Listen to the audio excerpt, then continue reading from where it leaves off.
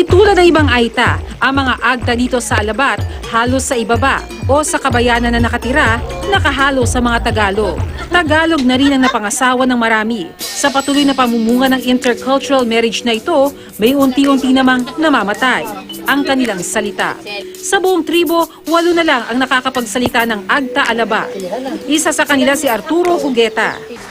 Nagpalipat-lipat mga lahi nihay. Nasanay hindi ihay. Di Alabat. Kung kaano di kami di katagpadulupi. Isa ang Agta Alabat sa tinukoy ng UNESCO bilang isang critically endangered language. Mas madaling buhayin ng isang lengguwahe kung mapapanatiling sama-sama ang mga nagsasalita nito.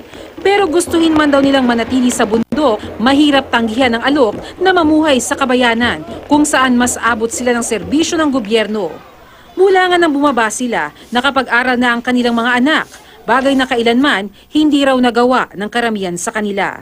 Maraming natutunan na sa kalinisan, sa paligid, yun po ang may nabago.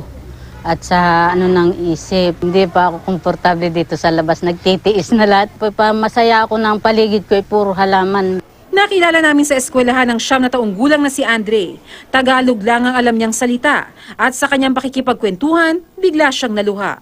Minsan po binibiro po ako. Na ano? Kulot daw po ako. Hindi na lang po ako nakikinig sa kanila. Nahayaan ko na lang po. Gusto niya raw lumipat na lang sa bayan ng Lopez kung saan malaki at sama-sama ang komunidad ng Aita. Doon daw, hindi siya naiiba. Para po pag kami nasa iba na hindi na po ako ulitin dito. Para po hindi na ako asarin doon. Napansin ng guro ni Andre na isa marahil sa dahilan kung bakit pinipili na lang magtagalog ng kabataang Agta ay para hindi natuksuhin ng mga kaklase. Pag daw po tatanungin ka, ikaw ba ay kasamahan ng mga Aita? Ay sasabihin daw po ay hindi dahil hindi daw naman po talaga sila Agta. Pero nung makausap ko po si Andre, sabi ko, Andre, pag may nagtanong sa'yo kung member ka ng IP o ng Agta, sabi mo oo, be proud na member ka. Ayon kay Professor Tuting Hernandez mula sa Linguistics Department ng UP Diliman, isang linguistic genocide o unti-unting pagpatay sa lengguwahe ng mga Agta ang nangyayari sa Alabat Island.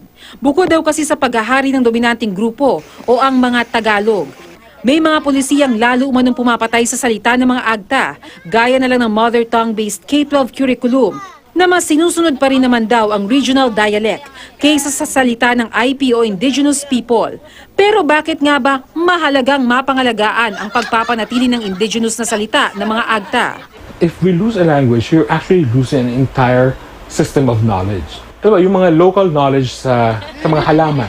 So hindi mo na ngayon alam kung ano yung silbi ng mga halaman na yun. Sa disaster, hindi naman tayo ngayon lang naka-experience ng tsunami o ng storm surge o mga ganyan. Makikita mo sa ibang mga wika sa Pilipinas na naka-encode itong mga kaalaman nito at yung mga proseso kung paano iwasan.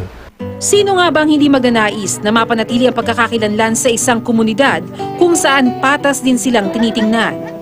Pero sino rin bang hindi magnanais na takasan ng kahirapan, lalo sa mga kabundukang kung hindi man natutuyot ay inaangkin ng iba?